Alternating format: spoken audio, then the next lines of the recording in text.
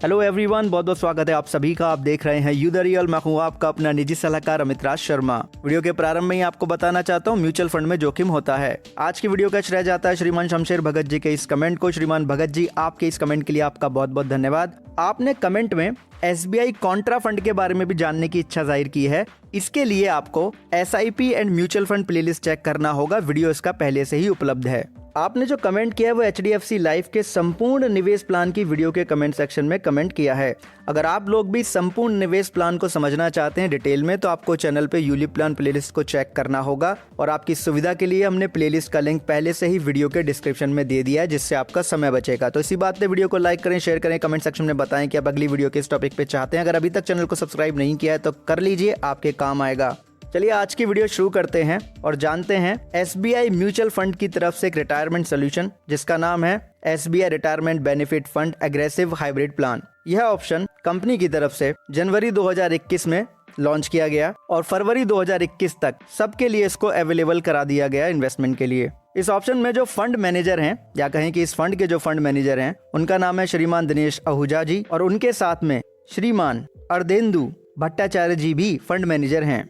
बात करें assets under the management की, इस ऑप्शन के साथ में, या कहें कि इस फंड के अंदर, वो है 832.65 करोड़।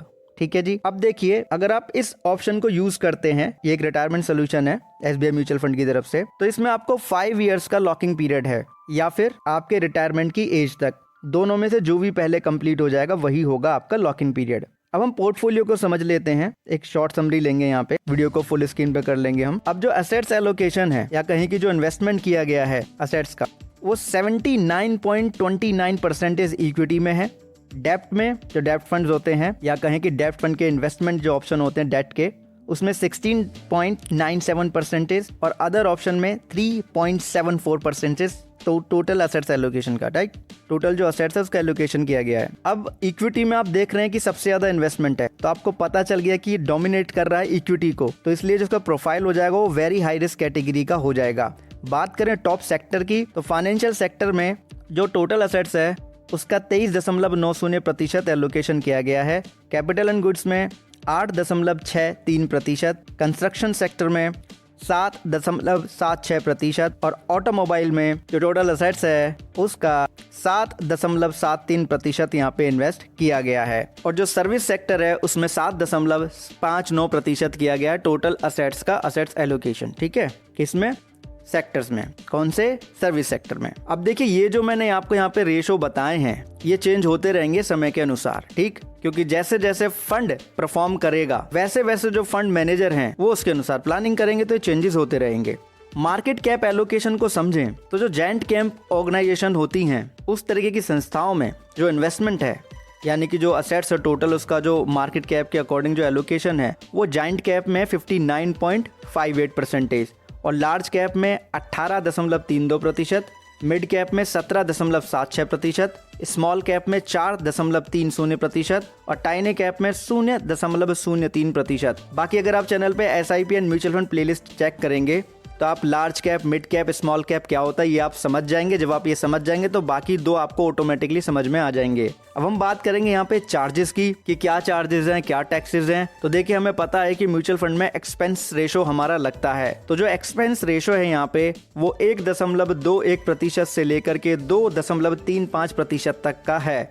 एग्जिट लोड इसमें यहाँ पे नहीं लगता है और कोई एक्स्ट्रा लोडिंग चार्जेस भी हमें नहीं देना होता है। बात आती है long term capital gain tax की, तो वो लगता ही है, जो कि है 10%। अगर हमारा जो मुनाफा है, जो गेन है, वो हर साल 1 लाख टच करता चला जाएगा, तो हमें हर साल यहाँ पे जब हम विड्रॉल करेंगे, जब अपना फंड वैल्यू लेंगे, तो हमारे जो भी टोटल कैपिटल गेन होगा उस पर हमें 10% का long term capital gain tax लग जाएगा। अगर किसी कारणवश शॉर्ट टर्म में यहाँ पे एग्जिट कर लिया तो 15% का short term capital gain tax लगेगा।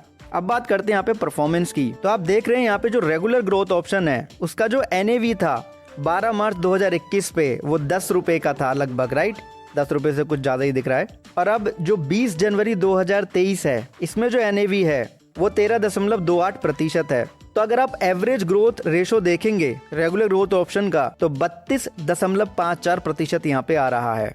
ठीक है जी। और यहीं पे अगर आप रेट ऑफ रिटर्न की बात करेंगे जो हमें इनकी वेबसाइट के थ्रू पता लग जाता है, स्क्रीनशॉट आपकी स्क्रीन के ऊपर है, वो है 16.59% का, आप स्क्रीन के ऊपर देख ही रहे हैं। अब इसमें एक और ऑप्शन होता है जो है डायरेक्ट ग्रोथ ऑप्शन, जिसको हम बोलते हैं, जिसमें हम अपने आप अपनी रिस्पॉन्सिबिलिटी लेके सब कुछ डायरेक्टली करते हैं, राइट, इन्वेस्टमेंट ट्रैकिंग वगैरह। तो वहाँ पे अगर हम NAV देखें स्टार्टिंग डेज में फरवरी 2021 में, तो वहाँ पे 10 रुपये 0.6 पैसे के आसपास है।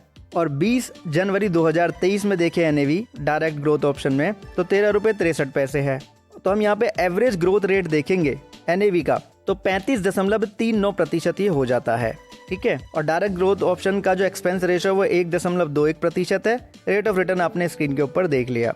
अब हम यहाँ पे एक रफली आइडिया लेना चाहते हैं कि हम कितना लगाएं तो हमें कितना मिल सकता है। और एक्सपेंस रेशियो को अगर हम भूल जाएं, भूलने का मतलब ये है कि जो रेट ऑफ रिटर्न जो बताया जा रहा है अभी हमें 15 से लेके 16-17 के आसपास, उसको हम उतना ही कम करके लेके चलें तो क्या मिल सकता है। श्रीमान ये है 35 साल की उम्र है, 50 साल की उम्र पे वो चाहते हैं लमसम एक अमाउंट मिले। उनके पास एक स्पेयर अमाउंट है 5 लाख रुपए का, तो वो लमसम यहाँ पे इन्वेस्ट कर रहे हैं 15 साल के लिए। वो कह रहे हैं कि 11% का अगर रेट ऑफ रिटर्न मिलता है तो 23,92,296 रुपए इनको जब 15 साल पूरे हो जाएंगे तो इनको मिल सकता है। अब हमने यहाँ पे रेट ऑफ रिटर्न लिया 11% का, तो वो बहुत आराम से मिल सकता है। अगर आप अच्छे फंड का जो यहाँ पे हिस्ट्री देखेंगे म्यूचुअल फंड में, तो आपको पता लगेगा कि लॉन्ग टर्म में 11 से लेके 18% के बीच में आराम से रिटर्न मिलता रहा है, बहुत लोगों को मिला भी है, राइट। बाकी अदर ऑप्शन जो आपने कमेंट सेक्शन में लिखे हैं उन्हें हम अगले भाग में जानेंगे। आपका कोई सुझाव है, आप कुछ कहना चाहते हैं, आपकी कोई ओपिनियन है, आपकी कोई क्वेरी, आप कमेंट सेक्शन में बिल्कुल कहे।